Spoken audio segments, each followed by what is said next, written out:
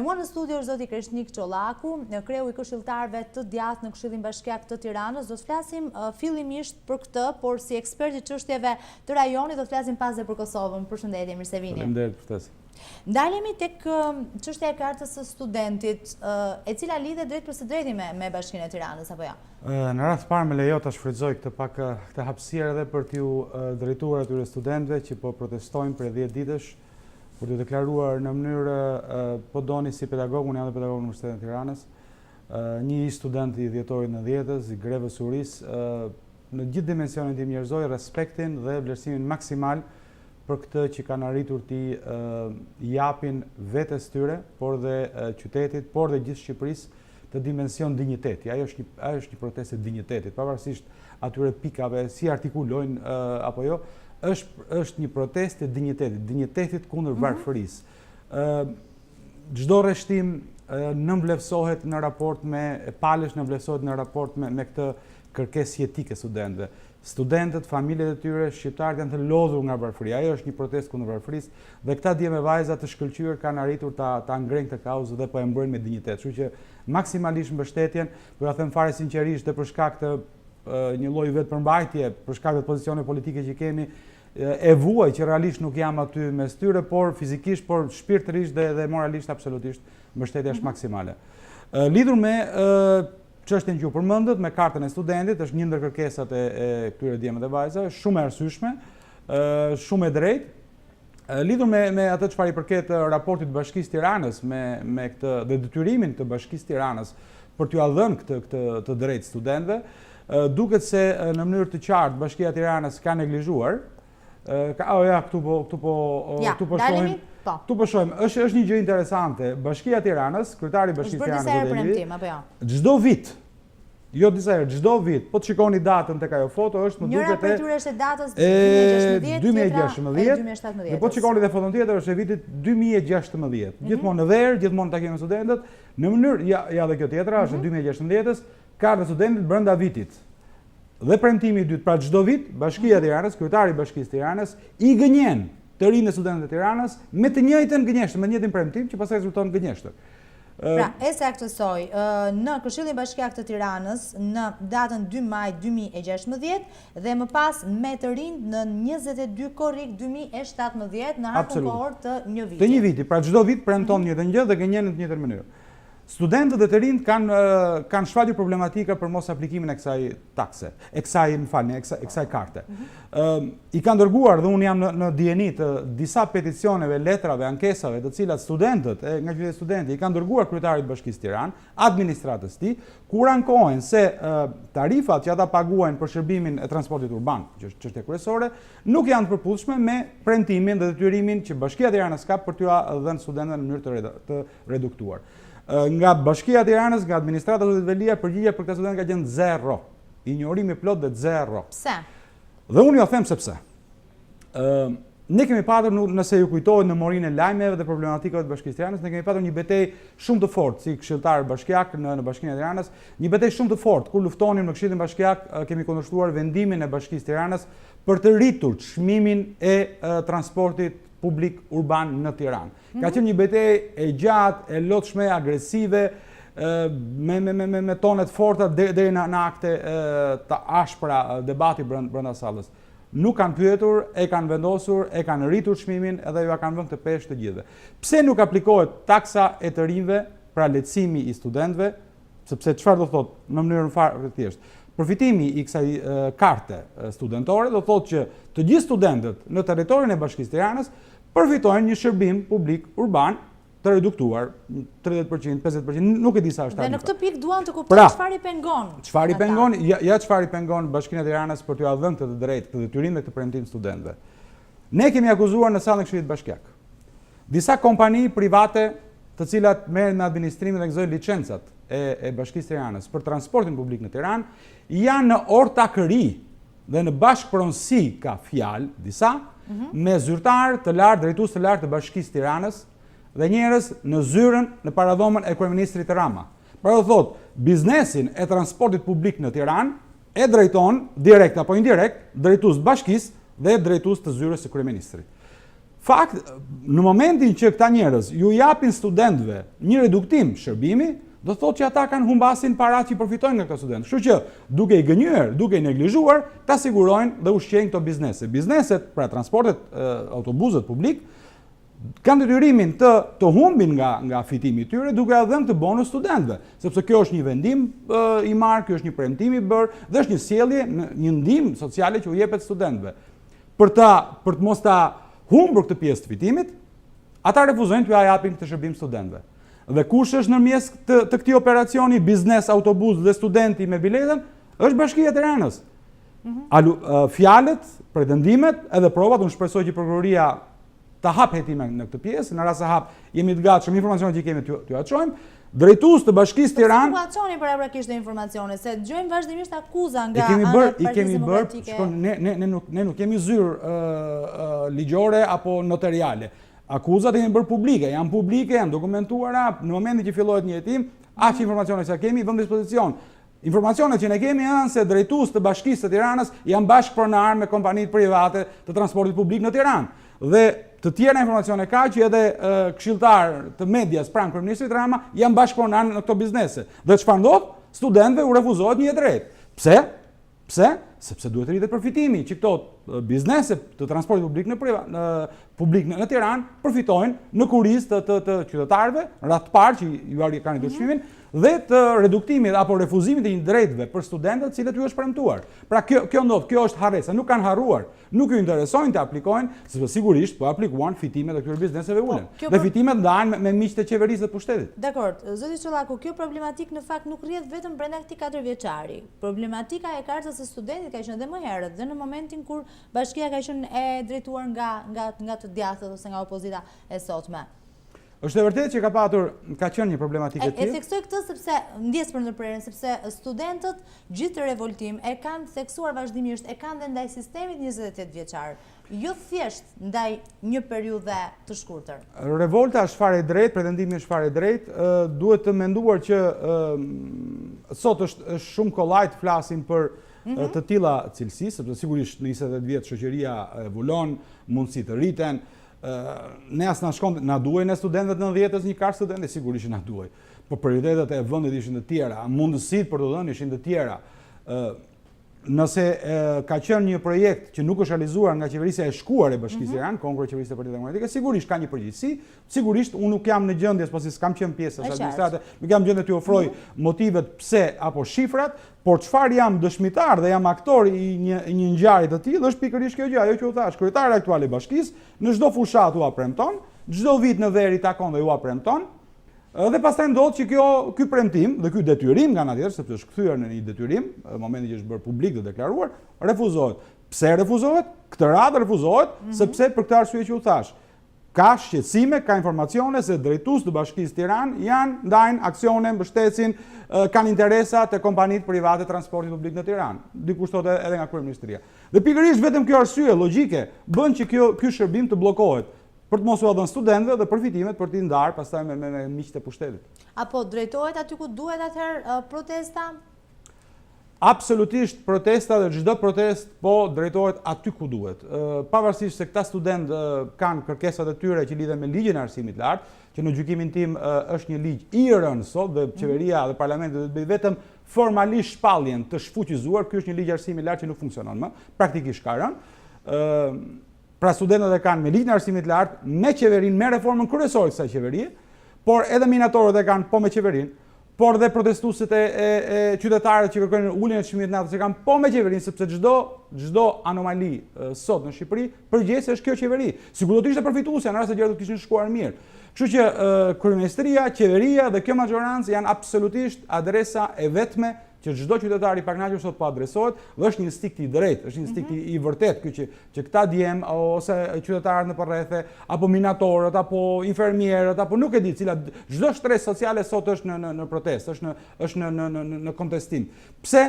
Sepse praktikisht reformat apo qeverisja e këtyre 6 viteve kanë rezultuar një dështim dhe një varfëri, dështimi ku preket e varfëria njerëzve. Njerëzit janë më të varfër. Këta student protestojnë për varfërinë e familjeve, këta nuk protestojnë për Sigurisht më ka edhe elemente të tjerë që mund të kenë se si janë kushtet e konvikteve, se si janë kushtet e auditorëve, se sa i përgjegjshëm apo jo është një pedagog apo një rektor, sigurisht to janë bashkë.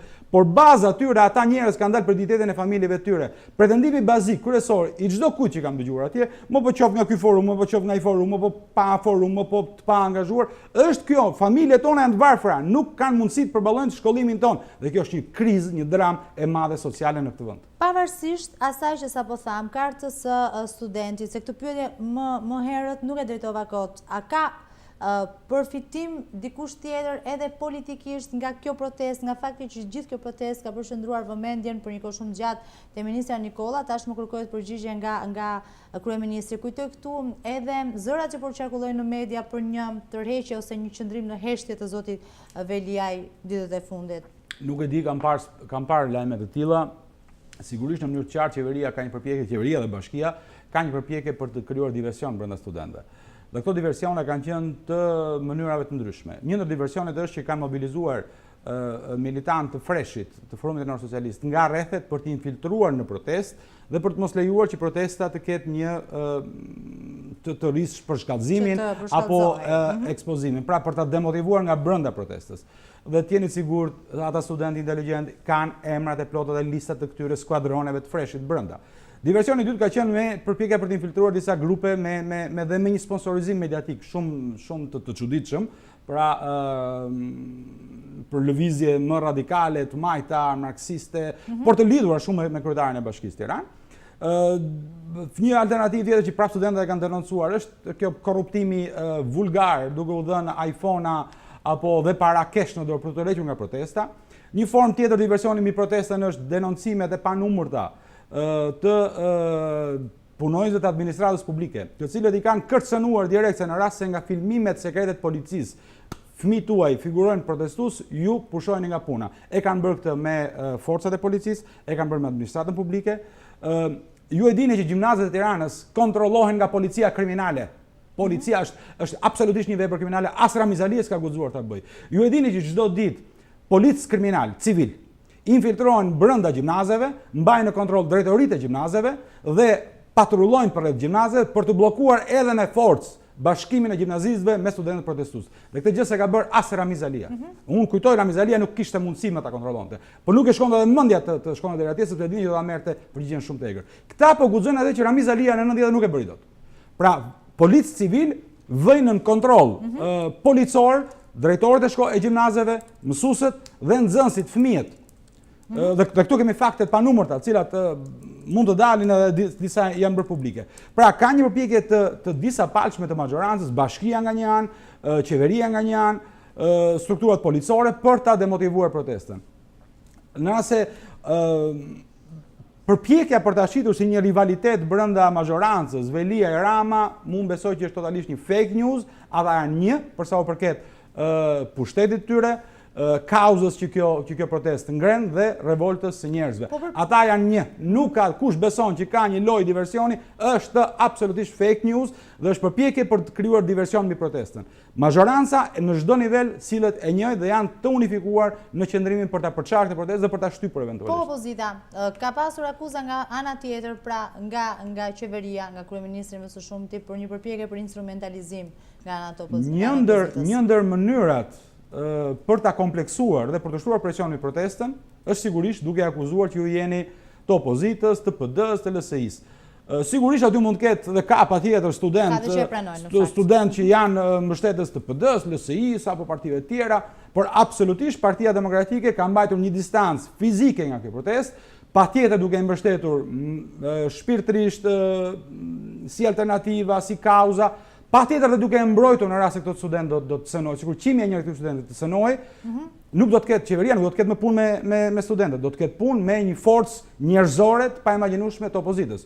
Por deri më sot kjo nuk ka ndodhur dhe opozita mund të mbrojë studentët në rast se ata kanë nevojë apo të sënojnë fizikisht. Deri më sot opozita ka mbajtur, jo unë thash, unë me vuajtje po ja them sinqerisht, me vuajtje sepse para se të jem politikan apo njeri i opozitës, jam pedagog, jam i student, jam qytetar i Tiranës, me vuajtje. Ju betojnë me vuajtje, kam mbajtur këmbët që të mos shkoj dhe të mos të tentoj të kapti për qafoj të flasë apo të ndaj me ta shqetësim. Pse? Sepse s'kam dashur ta krijoj këtë rëndes. Se duke ditur që propaganda e qeverisë do dëgjuante çdo rast për të intimiduar apo për të kompleksuar këta njerëz. Pra ky ka qenë qëndrimi jon fare qartë e hapur. Distancë, por mbështetje e fortë e studentëve. Nga ana tjetër, këto që ndodhin janë dëshmi studentëve, iPhone-et, presioni policisë, diversionit e familjet e prindit, dje kanë bërë akte çnjerëzore, kanë shkuar, kanë hequr drut e zjarrit për të ngrohur djem dhe vajza 17 vjeç në -2 gradë mes të Tiranës. A mund të ndodhë? A mund të ndodhë kjo situatë? Kështu që jemi në këto parametra. Unë jam i bindur këta të rinjë të reja kanë dhe forcën, kanë inteligjencën të kuptojnë gjithçka po ndodh, dhe të kuptojnë se sot mirë apo keq Shqipëria, e ardhmja e Shqipërisë është në duart e këtyre. Është në duart e këtyre. Po qëndruan këta qëndrojnë për vete, patjetër qëndrojnë për ne, patjetër qëndrojnë për familjet e tyre, por e ardhmja e Shqipërisë është në duart e këtyre. Dhe diçka. Çdo opozit është protest dhe çdo protest është opozit, pavarësisht se kush e bën. E qartë. Do të ndroj krejtësisht temë tani, sekundër e thash, si ekspert i çështjeve të rajonit, do doja që të ndaleshim dhe të komentonim pak atë çfarë ka ndodhur sot në Kosovë. Sigurisht është cilësuar një lajm shumë i mirë krijimi i ushtrisë së Kosovës, por gjithë kjo vjen përballë paralajmërimit që ka bërë NATO zyrtarisht, paktën sekretari i përgjithshëm edhe sot madje ka reaguar që të mos ndërmerrej ky hap. Si e cilësoni? Ngjarja që ka ndodhur sot në Kosovë është ngjarja e dytë më e madhe në historinë e Kosovës pas shpalljes pavarësisë. Mund të jetë në 3-4 ngjarjet më të mëdha të historisë kombëtare të shqiptarëve. Sot shqiptarët kanë krijuar një mekanizëm shtesë të dytë: sigurie, mbrojtje, lirie, sovraniteti. Kombi shqiptar në Ballkan sot është më i fortë, më i sigurt. Dy ushtrisë shqiptare në Ballkan sot janë një garanci, një siguri historike, se fatet e shqiptarëve në Ballkan kanë marrë një kthesë domethënëse dhe një destinacioni që është aspirat kombëtare shqiptarëve. Kështu që para kësaj rëndësie historike, debatet të natyrës politike o diplomatike, ku patjetër është përfshirë në keqardhjen time dhe zyrtar të lartë të NATO-s, është një debat diplomatik dhe politik që bëhet në botë. Tashmë në Shqipëri kjo po vjen me vështirësi, por është fakt i njohur se ka disa tendenca të mëdha diplomatike që përplasen në gjithë organizmat multilateral. Pra, bota, rendi i ri botëror po trazohet fort. Dhe këtë e paralajmëroi presidenti i Shtetit Bashkuar Trump në fjalën e tij historike në OKB, bota globale apo vendimarrja multilaterale në organizma multilateral është futur në krizë të thellë dhe po shkon drejt dekadencës. Sot është ora, dita e vendimeve sovrane, të vendeve sovrane, e respektimit të lirive dhe demokracive pa ju nështruar qeverisjeve globale apo multilaterale, po kjo është një debat i madh që po ndodh sot në botë. Se duhej patjetër që të krijojë. Dhe nga ana tjetër, ngjan patjetër që ka patur deklarata nga zyrtar të NATO-s, por patjetër shpallja e ushtrisë Kosovës ka patur mbështetjen totale të plotë politike, materiale, ushtarake nga Shtetet e Bashkuara të Amerikës, nga Britania e Madhe dhe nga një fuqi tjetër që është e dyta ushtarake NATO, që është Turqia. Kështu që imagjinoni krizën e këtyre organizatave shumë palçe kur SBA, Britani, Turqi, që janë boshti NATO-s, praktikisht mbështesin dhe kanë nxitur dhe kanë përshëndetur këtë vendim, dhe vendimarrja multilaterale, diplomatike, burokratike ndonjëherë ka vështirësi që të ndjek këto ritme.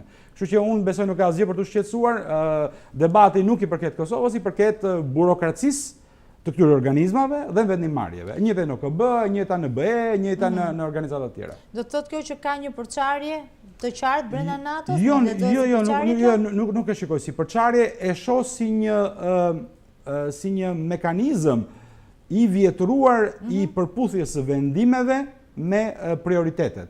Pra, kjo e shpjegon faktin që SBA e mbështet dhe e nxit, Britania e mbështet dhe e nxit, Turqia, pra po flasim për NATO, dhe burokracia e këtyre mekanizmeve e ka të vështirë apo paralizohet nga vendimarrje burokratike që mund të jetë kombinim votash, vetosh dhe kështu me radhë. Pra, po kjo nuk është një krizë që i përket Kosovës, kjo është një krizë që i përket diplomacisë botërore sot, e përfshirë këtë krizë është OKB, Këshilli i Sigurimit, Bashkimi Evropian, po doni dhe NATO, po doni dhe organizma të tjera. Pra, burokracia e këtyre organizmave multipalësh, shumë palëshe apo multilaterale, siç thuhet, duket se nuk po ndjek do të ritmet, përputhet me ritmet e zhvillimeve dhe me realitetet e reja botërore të cilat po dalin.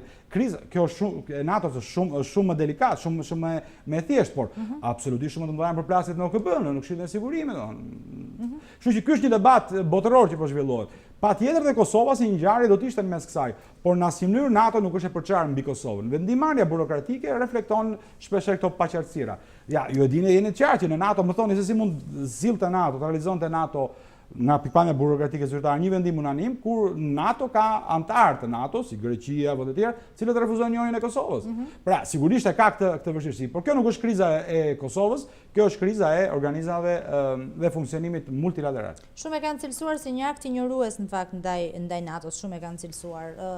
Ata të paktën që përbëjnë edhe, thash edhe një nga qëndrimet e fundit, po edhe që ka ardhur në formën e paralajmërimi ka qenë ai nga zoti Stoltenberg më herët. A mund të quhet një akt injorues ndaj NATO-s për gjithë atë që NATO ka bërë për Kosovën?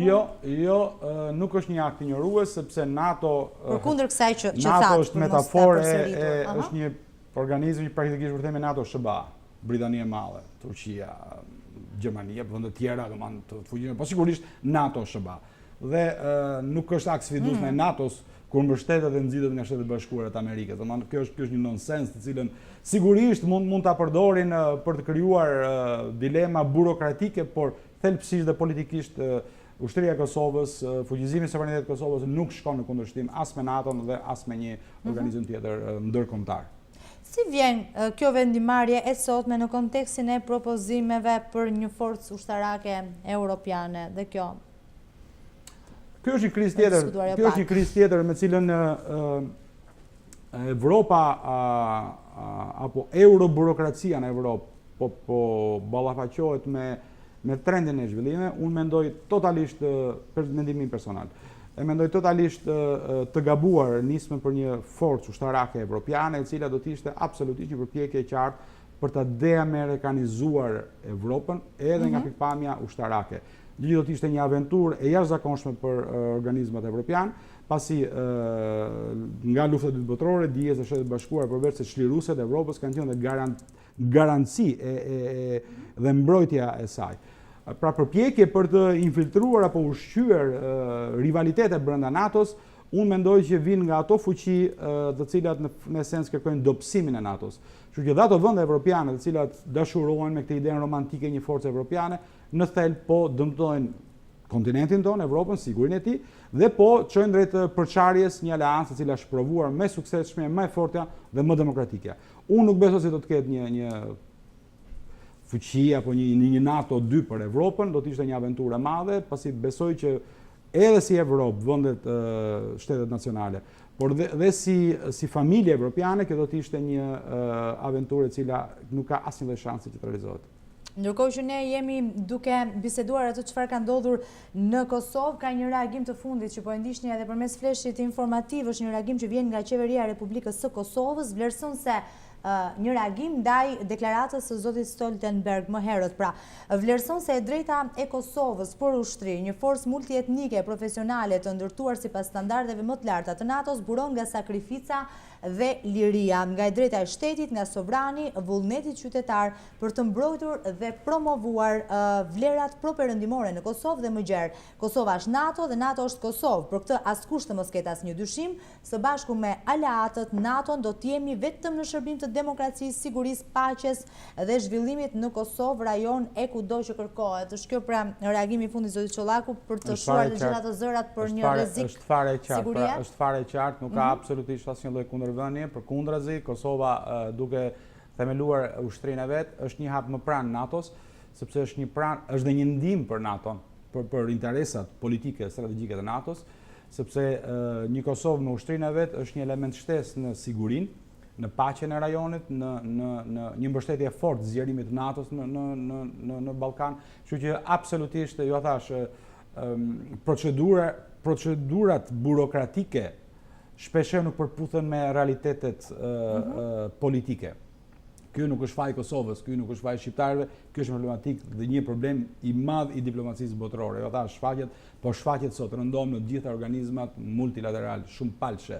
Pra organizmat shumë palshe po rrezikojnë të kthehen në organizma burokratik, të cilat gjithmonë e më shumë mierisht po vonojnë apo po tregojnë të paafta për të dhënë përgjigje realiste dhe zgjidhje efikase, të cilat me sa duket diplomacitë nga shteteve kombëtare, po flas për Shtetet e Bashkuara në këtë rast, ka zhdërvjotësinë dhe aftësinë për të zgjidhur këto situata. Pra, nuk është një debat për Kosovën, ky është një debat i madh. Një debat për sigurinë në rajon. Kujtojmë qëndrimin e Serbisë, që ka quajtur themelimin e ushtrisë së Kosovës si një akt për shpalljen e luftës. Pritet të ndodhë diçka? Serbia ka humbur luftën me Kosovën, ka humbur luftën edhe kur ushtria e Kosovës ishin partizan apo ishin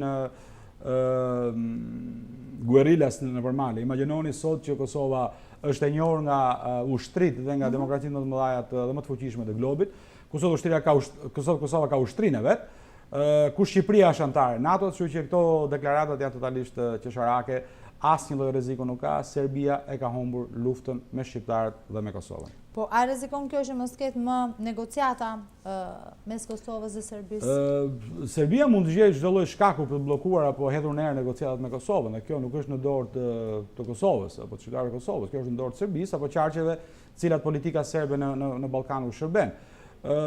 Krimi i ushtrisë apo jo, nëse e prodhojnë si shkak apo jo, është pjesë që realisht, personalisht mua më lë kredi indiferent reagimin serb.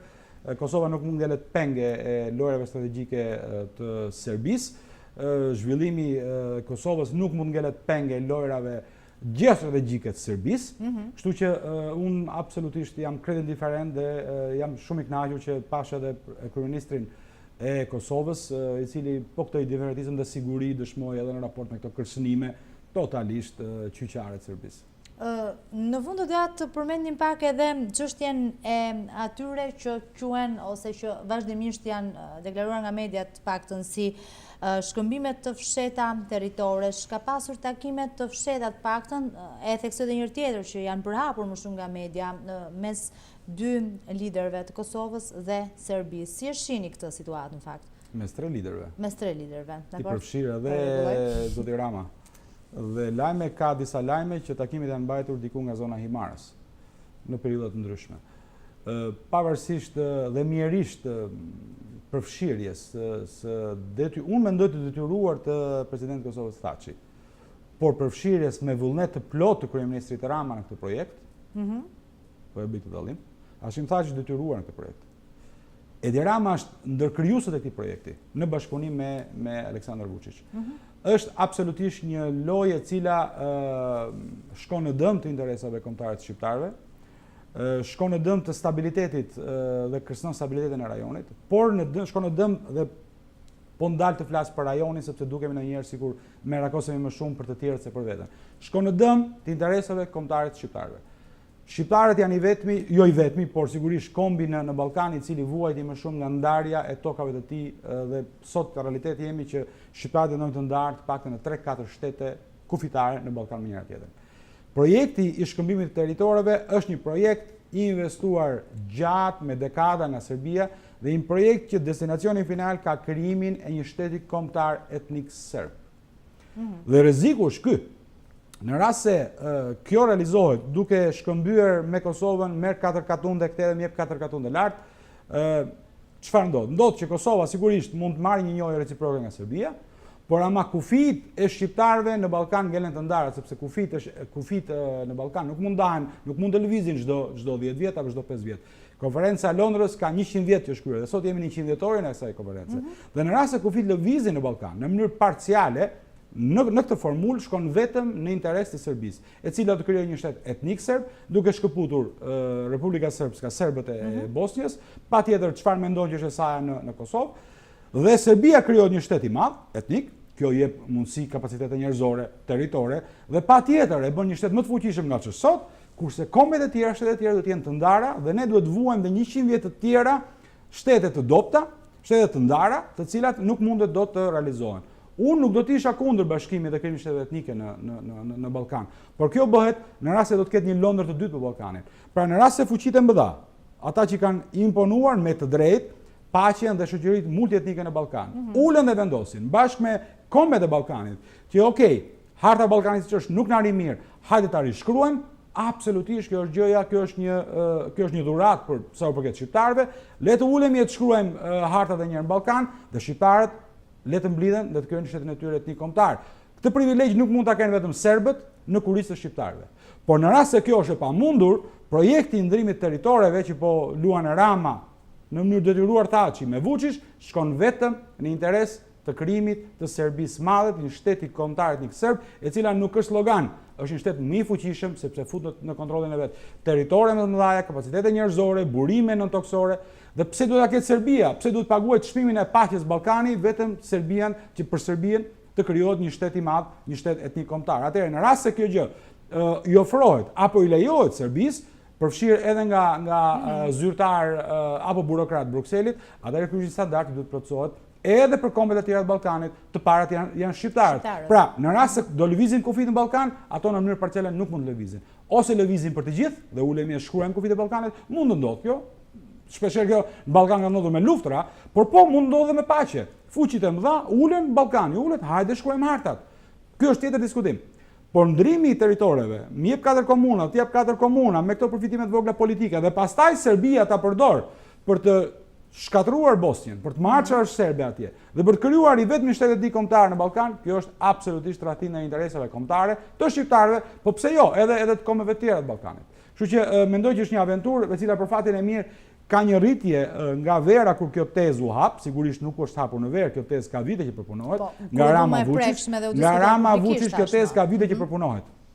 Edhe vende evropiane janë përfshirë në këtë, dhe diplomacia evropiane. Mike me shqiptarët janë përfshirë në mënyrë, do thoja, edhe të pakujdesshme në këtë projekt, për fat mirë janë dalur, por kjo tezë e përpunuar e ngjizur prej 2 vjetësh u shpall këtë verë dhe duket që sot ka një ndërgjegjësim më të gjerë mbi rrezikun apo rrugës se si kjo situatë stagnacioni në Ballkan duhet zgjedhur. Bindja është se ndrimi parcial i kufive është i rrezikshëm dhe është i padrejtë dhe nuk garanton asnjë lloj stabiliteti. Po, në rast se flasim për ndrim kufish në Ballkan, kjo do të kthehet mund të realizohet në një paketë të plot, në një konferencë ndërkombëtare të madhe që të shkruajë një histori të dytë për Ballkanin në Londra të dytë. Në rast se vullneti i ndërkombëtarëve, i gjitha fuqive ndërkombëtare është drejt saj, shqiptarët nuk dalin të humbur. Por unë kam dyshimet e mia se mund të realizohet paktën në këto kushte. Ju falenderoj që ishit me mua në studio. Faleminderit edhe. Shikues të nderuar, ju falenderoj edhe juve për vëmendjen.